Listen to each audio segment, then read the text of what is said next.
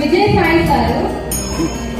Sir please take your chair sir. అందరూ claps కొట్టారు సాయికి.